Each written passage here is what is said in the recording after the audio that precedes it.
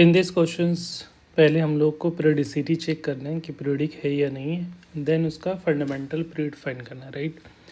तो यहाँ पे देखो, हम लोगों ने एक प्रॉपर्टीज़ पढ़ा है कि जब भी दो फंक्शन अगर ये पीरियडिक है तो दोनों का पीरियडिसिटी निकालने के लिए हम लोग दोनों का एलसीएम लेते हैं, ठीक है। तो एक प्रॉपर्टीज़ मैंने डिस्कस किया था कि अगर दो function f of x g of x अगर दोनों ऐड कोई भी मल्टीपल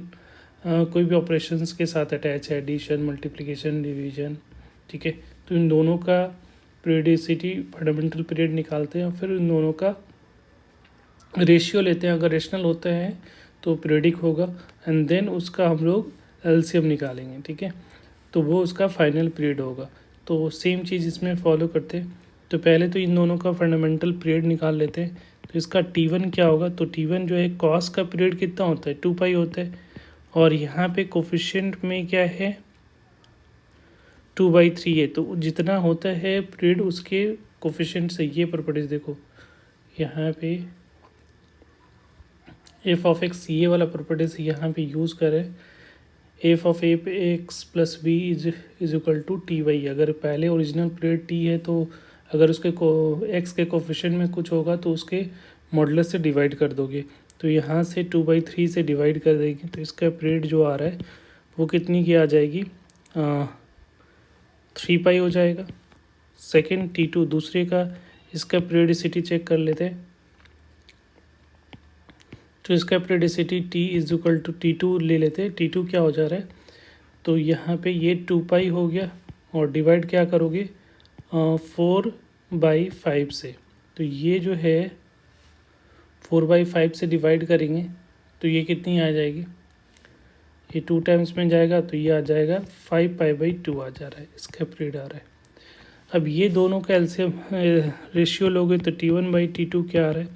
तो T1/T2 3 pi divided by 3 pi divided by क्या हो जाएगा 3 पाई डिवाइडेड बाई 5 पाई/2। तो यहाँ से इसका आ रहा है 6 पाई, 6 पाई/5 आ रहा है, 6 पाई/5 आ जाएगा। रेशियो जो आ रहा है वो ये देखो कैंसिल हो जाएगा, ये पाई से पाई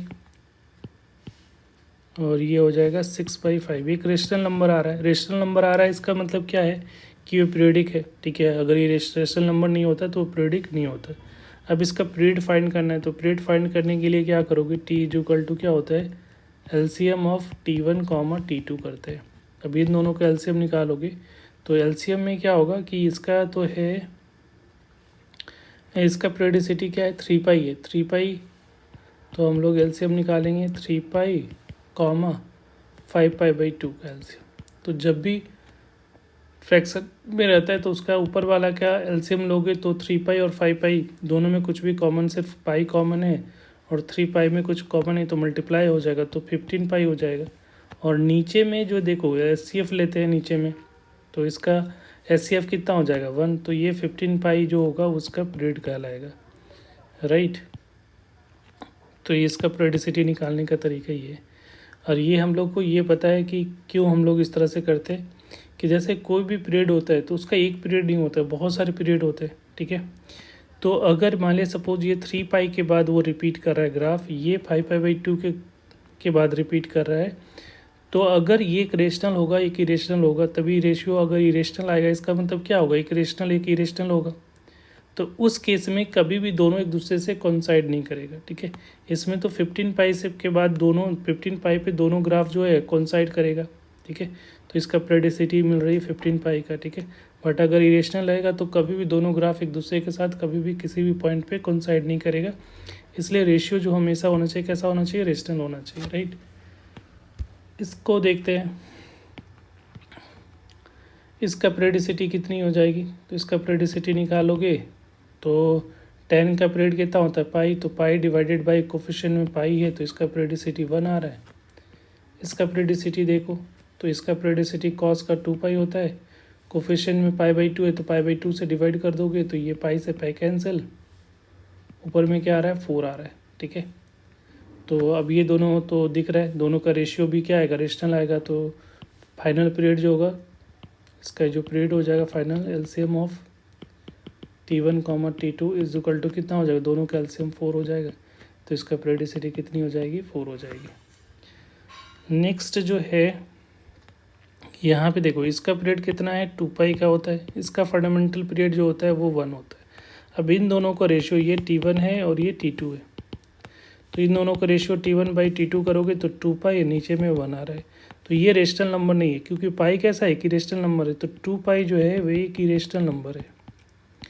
तो इसका मतलब ये नॉट पीरियडिक हो जाएगा, ये कैसा होगा, पीरियडिक नहीं होगा, ठीक है, क्योंकि ये 2 पाई के मल्टीपल में जाएगा तब रिपीट हो रहा है, ये 1 2 3, तो कभी भी ऐसा कोई भी पॉइंट नहीं दिखेगा जहाँ पे दोनों की वैल्यू कोइंसाइड कर रही हो, ठीक है, तो इसलिए दोनों ये कभी भी दोनों का सम जो करोगे तो कभी पीरियडिक नहीं मिलने वाला है। अब यहाँ पे इसको देखो, इसकी पीरियडिसिटी निकालनी है, तो यहाँ पे देखो इसका जब भी इवन पावर होता है तो उसका पीरियडिसिटी क्या होगा, पाई होगा, इसका भी पाई होगा, तो अगर एलसीएम लोगे तो इसका पीरियडिसिटी पाई होनी चाहिए, बट इसकी पीरियडिसिटी पाई नहीं होती है, ठीक है, क्योंकि पीरियडिसिटी में बहुत सारा चीज़ें डिपेंड करता है, ठीक है, कोई स्पेसिफिक रूल नहीं है, आपको चेक करना पड़ेगा कि इसके अलावा और कहीं कम वैल्यू पे तो नहीं वैल्यू रिपीट कर रही है। जैसे इस केस के लिए अगर हम लोग x के जगह पे अगर π/2 ऐड करते हैं, ठीक है, π/2 करते हैं, f(x) प्लस π/2 करते हैं, तो ये क्या हो जाएगा, साइन पे पावर 4 π/2 प्लस x हो जाएगा, प्लस कॉस पे पावर 4 π/2 प्लस x हो जाएगा। तो पहले तो ये क्या दिख रहा है कि यहाँ पे देखोगे तो ये इसकी पीरियडिसिटी ये जो होगा माइनस, तो ये कॉस, क्योंकि इवन पावर है तो कॉस पाई पे पावर 4 प्लस एक्स हो रहा है, ये निगेटिव में आएगा, बट इवन पावर है तो पॉजिटिव, तो साइन पे पावर 4 इंटू एक्स आ रहा है, तो इसका मतलब है π/2 पे भी ये रिपीट कर रहा है, तो ये f(x) के बराबर हो रहा है, तो इसकी पीरियडिसिटी जो हो गई t जो होगा वो कितना का हो जाएगा, π/2 का हो जाएगा, बट एलसीएम के रूल के अकॉर्डिंग क्या हो जाएगा, पाई हो रहा था, तो ऐसा नहीं हर एक जगह एलसीएम रूल वैलिड होगा, आपको चेक भी करके भी देखना पड़ेगा, ठीक है, कि एलसीएम रूल जो है कि अगर दो पीरियडिक है, दोनों का सम में है, तो दोनों का एलसीएम ले लोगे, वो उसका पीरियडिक होता है, इन जनरल होता है, बट सबका जो है एक्सेप्शनल भी होता है, तो आपको उस केस में अगर चेक भी करना पड़ेगा कि ये उससे और कम पे भी हो सकता है, ठीक है। या इसका बनाने का एक और तरीका है कि आप इस बेसिस पे जा सकते हो, एक तरीका है कि इसको परफेक्ट स्क्वायर, तो इसको हम लोग क्या लिख सकते हैं, इसको हम लोग लिख सकते हैं साइन स्क्वायर एक्स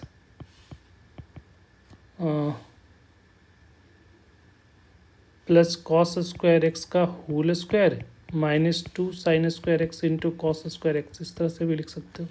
तो ये वैल्यू 1 हो गई, 1/2 से मल्टीप्लाई डिवाइड करो तो साइन 2x हो जाएगा।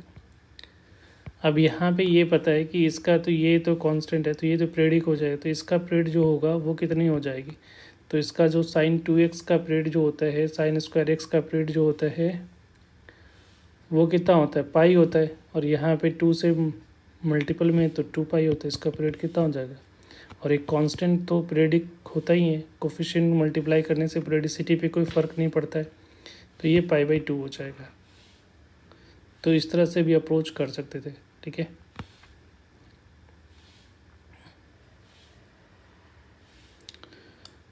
अब यहाँ पे देखो, इसको पीरियडिसिटी चेक करना है, तो यहाँ पे ऐसे इसका पीरियड कितना के बाद रिपीट हो रहा है, इसका पीरियडिसिटी कितनी होती है, 2 पाई होती है, बट ये इसके कम पे भी हो सकता है, जैसे x की वैल्यू अगर x प्लस पाई करते हो तो यहाँ पे cos sine x plus pi हो जाएगा। अब ये रिपीट होकर ये कॉस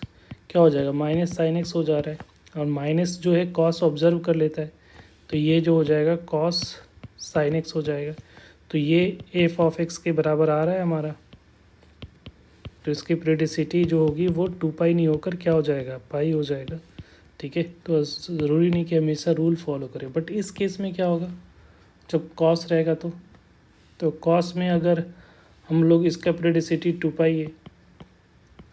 अगर यहाँ पे पाई करते हो 2 पाई से, तो अगर इसमें चेक करते हैं x plus pi by pi करोगे तो यहाँ पे sine cos pi plus x हो जाएगा। तो इस केस में जो है वो क्या आ रहा है, साइन माइनस कॉस एक्स हो जाएगा, और ये माइनस ऑब्जर्व नहीं करता है, ठीक है, ये नेगेटिव ऑब्जर्व नहीं करेगा। तो इट मीन्स इस केस में जो है इसका पेरियोडिसिटी जो होगा